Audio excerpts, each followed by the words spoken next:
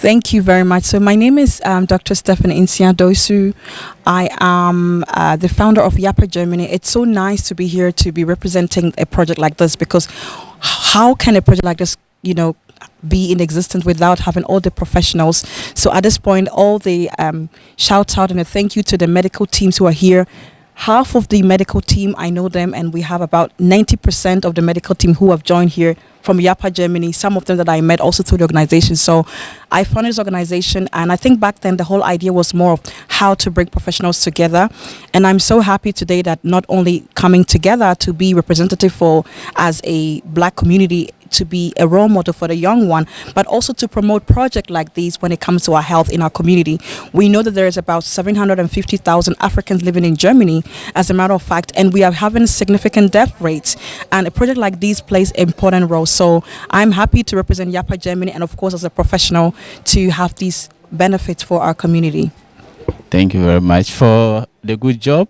Can you take us through the expertise that the doctors, their expertise, and then the roles that they play in this initiative? Yeah. So today, like I mentioned before, we have doctors of diverse field. We have pediatric surgeon, we have doctor of internal medicine. I myself, I'm a doctor of human biology, and I specialize in understanding various human diseases. We have midwives, pediatric nurses. We have a broad array. So a person can come here and, if they don't understand anything, for example, they've had a referral from a doctor, it's in the German language, they can come here, we can have more education, we can have discussions on that. So yeah, we have a huge team. We even have scientists on site. So it's incredible the diversity of professionals that we bring on board for a project like this. And then you've attended to a lot of people from different places.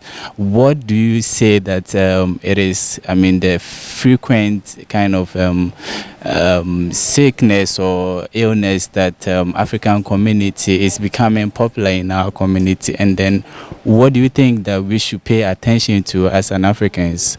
Yeah, that's a very good question. I think we have something we call the silent killer: high blood pressure. Because when the pressure is increased, it's not that your skin turns yellow or green, it's a silent killer. And so this is something that affects our community more and more often, increased blood pressure.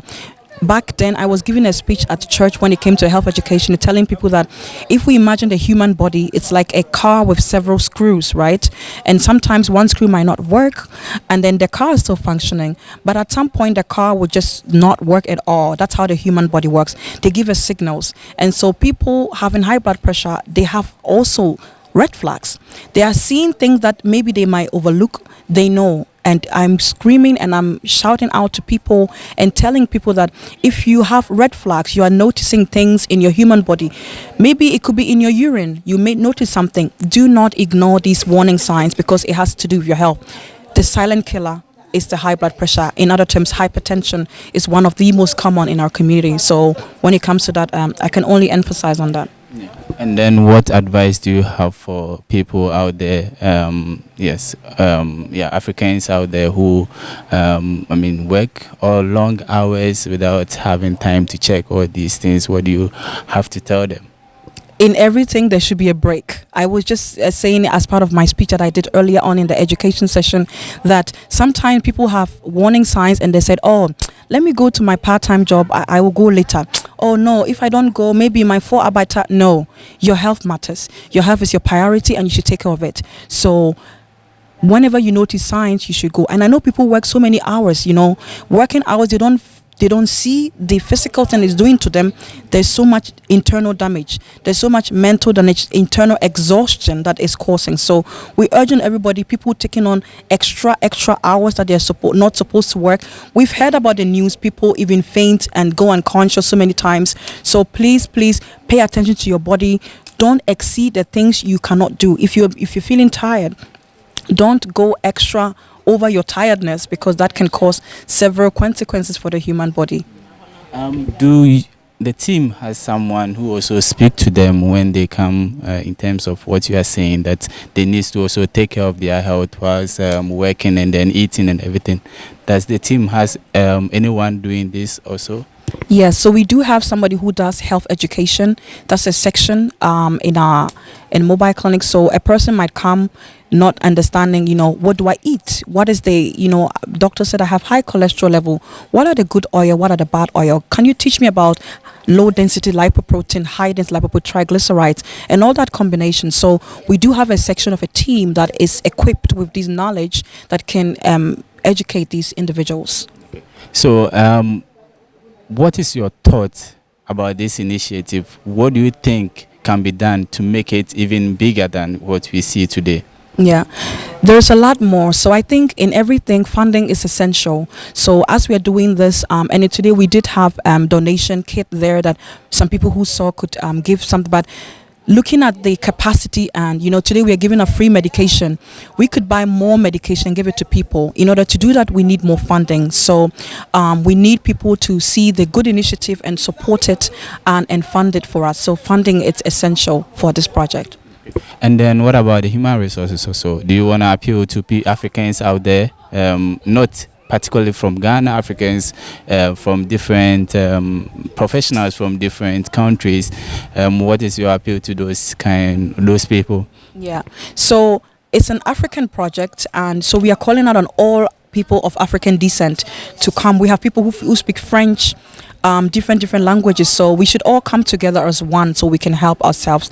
And if anyone is a professional who is watching me now and you are a healthcare professional, you want to join, you are most likely welcome.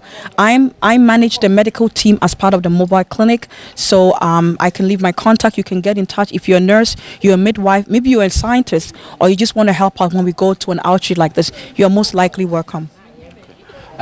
So do you have any last word for people out there, professionals out there? Do you have any last word for them? So thank you very much. So this project is something for our community, and it's my prayer that the community also sees that the value of this project, because you could have a good idea but it's not being perceived by the community. And it's my prayer that the community also sees the value of mobile clinic, the impact it's going to have. And this is what I'm leaving to everyone watching me, everyone out there, that this is a mobile clinic. You can read about it. The idea behind the mobile clinic is to reduce the death rate also. There was a research recently, by the way, that showed that there's a significant portion of Africans who do not go to the doctors. This was very surprising. They have several reasons, of course, but why are they not going? And indeed, it showed that those who have been in Germany 20 years and more do not, they make less use of preventive care. People don't go to the doctors. So we want people to understand the importance of their health, the value of this project, and that's what I want to bring across, so we can reduce the death rate. Like I mentioned before, people are dying regularly. There's a lot of deaths, and by doing this, somebody who is here, maybe who went to the doctor and did not even understand what disease they had, they can come and have explanation. Somebody who goes to the doctor and they cannot speak because of language barrier, they can have some guidance. Somebody who does not have paper to stay in Germany, who is dying in their room, they cannot come out. So there's a value in it that I want the community to understand the value of this project. Yes. Before I end it, is there a roadmap to where locations that, because my initial interview with Mr. Osetutu, he said that there's going to be a roadmap from churches to churches, from mosques to mosques. Is there going to be a roadmap that would people knows that maybe this week you'll be here, next week you'll be there? Yeah, so that is the plan, right? So it's always good to have a plan. So the plan is to go to different churches where we can target the African community. But as I said, today is the pilot. So as being the pilot, we are going to now evaluate how did it go, how can we make it better, how can we go, how can we reach the people. And so the desire is there to go to the churches. And I think after today, we've seen a lot of people. We have had 100 and over persons come to us. So we're going to evaluate, and it's a huge desire to go to these places, whether it's a church, whether it's a mosque, whether it's a train station. Yes, it's on our agenda. Thank you very much. This is really a very good initiative, and then our hope is that the community embrace it and then support it in going forward. Thank you. Thank you very much.